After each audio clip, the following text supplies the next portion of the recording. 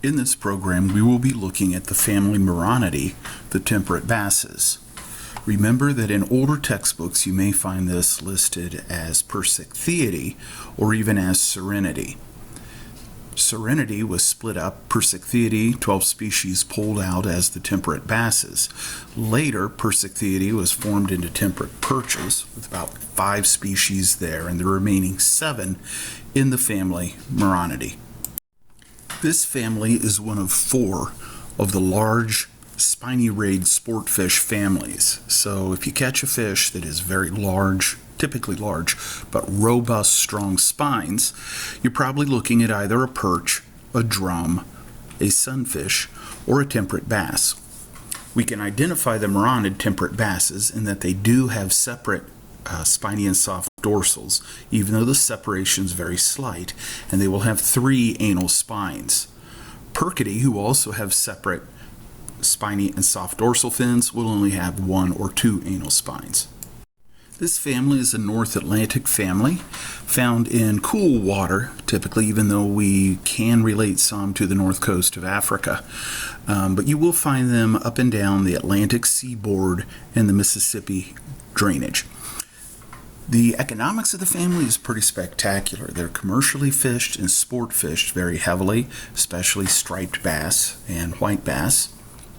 And occasionally they may be a nuisance. White perch can overpopulate, be quite small, and stunt out.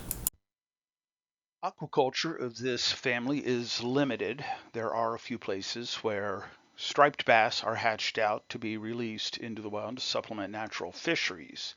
The most intensive culture within the family is the hybrid striped bass, a striped bass white bass cross. These are raised for food, and in some places state agencies will stock them for game fish. There are 3 species of Moroni which you may find in New York waters: the white perch, Americana, the white bass, Chrysops, and the striped bass, Saxatilis. The white perch is most notable because if you look at the 2nd and 3rd anal spine, they are very close to equal in length. Stripers and white bass, all 3 anal spines are graduated. They are distinctly different in length. An additional characteristic to identify the white perch is that its body is deepest at the dorsal origin. If you observe the set of the spiny dorsal, it's at an angle, so the body is sort of humped in appearance and sloping through both dorsal fins. Both the striped bass and the white bass, that spiny dorsal will sit very flat, a very horizontal position. So to recap, I can recognize a white perch because of the separate spiny and soft dorsal fin, 3 anal spines where the 2nd and 3rd are about the same length, the humped back appearance. The other thing about the white bass and striped bass is they will have very distinct longitudinal dark stripes. This fish will be very silvery, maybe some flecking, but definitely not distinct longitudinal stripes. Silvery and humped back looking fish. Originally found in the estuarine waters of the Hudson, this fish moved through the canal system, moving into the upper Great Lakes through the late 70s and through the 80s. Originally considered to be a nuisance species because of its small size, they have grown to appreciable harvestable size, and they're recognized as a very viable panfish. People fishing for yellow perch are now catching white perch and putting them in the cooler altogether. An additional characteristic I might point out if you have a fresh one, again, very silvery fish, but in life they will have sort of an iridescent purple to the chin, as you can see on this specimen. So our other 2 Moronis, they will be recognized because of the distinctly graduated 3 anal spines. The spiny dorsal sits horizontal, and again, even though they're white to silvery fish, they will have very distinct longitudinal dark stripes. I have found that many people have extreme difficulty separating white bass from striped bass, especially the small ones, but they really shouldn't. Now, I should point out that white bass will typically top out, say, 15 to 20 inches. I have seen some 21 and 22, but those are exceptionally large fish. Stripers will get very large in many areas, the size limit for harvest will be 34, 36, or 40 inches.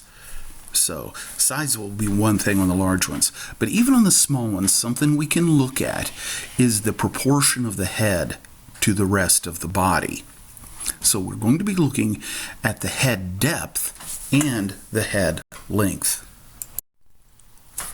On the white bass, the head is very small, making the body appear very robust.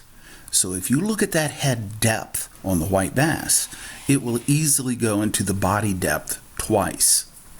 The striped bass has a much larger head proportional to its body. So if you take the head depth of the striper, it will most distinctly not fit into the head body depth twice. And this is something that is noticeable even on very small fish, 2 to 3 inch fingerlings.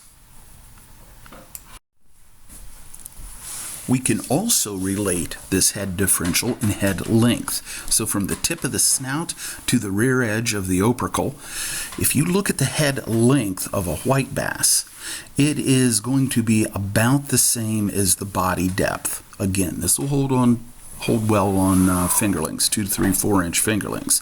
A striper, the head is much larger. So if you look at the head length, tip of snout to rear edge of opercle of a striped bass, that will be much longer than the body is deep. So if you're given a Moroni for your birthday and the 3 anal spines are graduated, the head is distinctly smaller and the spiny dorsal is sitting horizontal, someone gave you a white bass. These are a tremendous sport fish, very robust, again, high teens in length, silvery white in color, with distinct longitudinal black stripes. By looking at the exceptionally large head, both that head depth ratio and the head length ratio compared to the body depth will tell you that you have a striped bass.